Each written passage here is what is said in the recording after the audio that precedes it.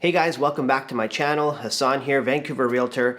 In today's video, I'm going to answer one of the most common questions I get in my day-to-day work as a real estate agent, and it's whether I should buy real estate first or sell first for those people that currently own a property and they're trying to navigate a transition or a move in the market. Now, to start off this video, I'm going to talk about the perfect scenario. So in a balanced market, when the market is not so hot and favored towards sellers, a lot of times what you would do is you would search for your new property before selling your existing home. You'd see something that you like and you'd write what is called a subject to sale offer. And essentially what that means is you'd write an offer on a new home, but it would be contingent on you selling your home within a specified amount of time, whether that's 2 weeks or whether it's 2 months. You're given a time period where you can actually sell your home after already agreeing to the price and the terms of your new place.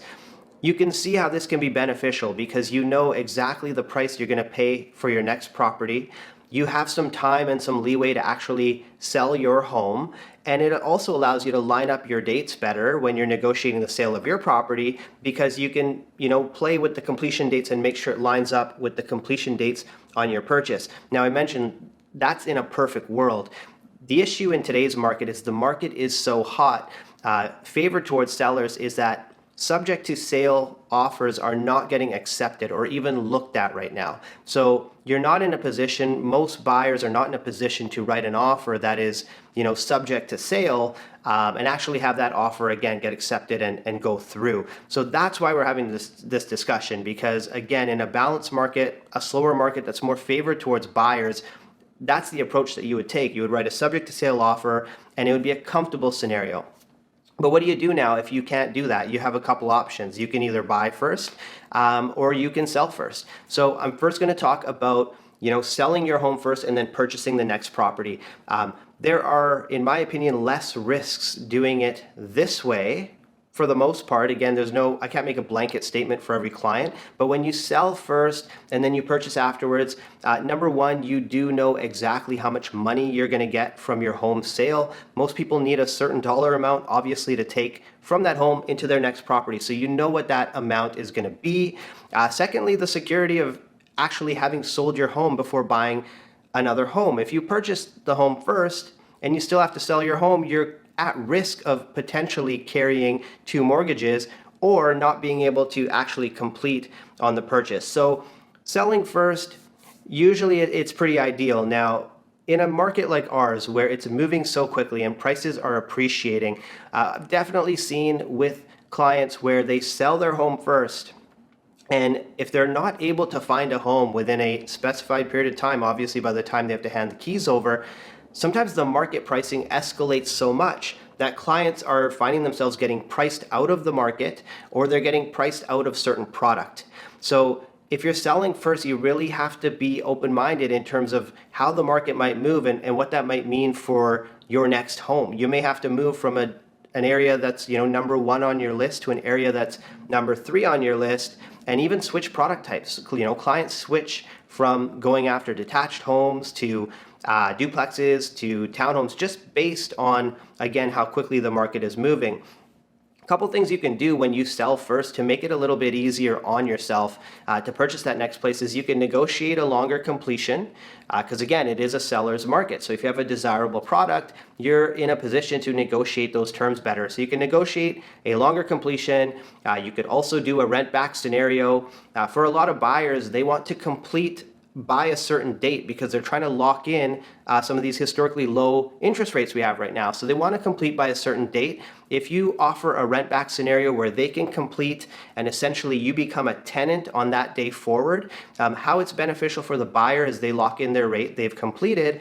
How it's beneficial for yourself is you now actually have the cash from your home sale purchase and you can write stronger offers towards your next property. Oftentimes you can write without a financing condition because you already have a set amount of cash in hand. So that's kind of the scenario of selling first and then buying later. The risk is that you get priced out. Literally get priced out of the market. And I tell clients all the time, your worst case scenario is you may have to find a place to rent for 6 months or a year or whatever that may look like. I like to present the worst case scenario. It doesn't always happen that way. Usually we find a property that makes sense, but that is the risk. You sell, you get priced out. Now, what happens if you go the other way around? Suppose that you purchase a property first and then you sell your home. So this to me can be a very risky scenario because you're obviously, committing towards your next property. You don't know exactly the amount of money that you're going to get from your existing home. And again, you may be at danger of, holding on to two mortgages or not being able to complete on that second home. So there's a few things that I do in terms of checks and balances when I'm dealing with clients to help guide them in this scenario. If you are going to purchase first and sell later, you really need to determine exactly how much money you need from the sale of your home. And your real estate agent has to determine the saleability of your property. Now, the old adage is that, every home is sellable at the right price. And I think that's true in many cases. But some of the things that I look at if my clients are going to buy first, sell later, is how, if it's a condo or a townhome, are other units selling in that building right now? Are there any special levies or any sort of red flags that buyers are going to see that are going to either hinder the sale or hinder the sale price? What are homes selling at? And of course, how long is it taking for these homes to sell?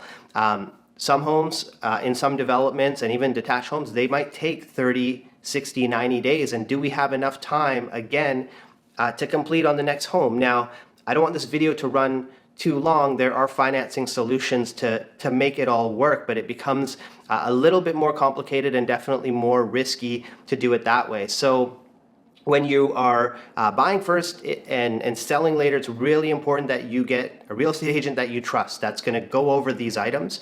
For example, if I have a client telling me, they need a sky high price for their home and the numbers don't justify it, I can't advise them to purchase another home and sell afterwards if they need that, a certain sky high price. If they tell me, look, I just need to get into this new home. I know I've done well on my existing home. If push comes to shove, I'm willing to sell this home for what it takes to get it done. That's a much different scenario. So that's why I mentioned off the top, there is no blanket statement. There's no one size fits all, I guess you could say, for every buyer and every seller. But these are the considerations. So again, when you sell first and you buy later, the pros are there's less risk, there's consistency. You know what money you have, you know what the dates are you need to work with. Less risk in that sense, but again, you could find yourself in this type of a market getting priced out.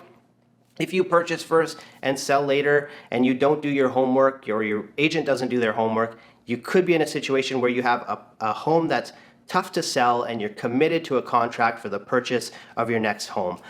I hope that this video gives you some general guidelines in terms of the two different approaches. Again, in a perfect world, we're writing subject to sale offers and we're not even having this conversation.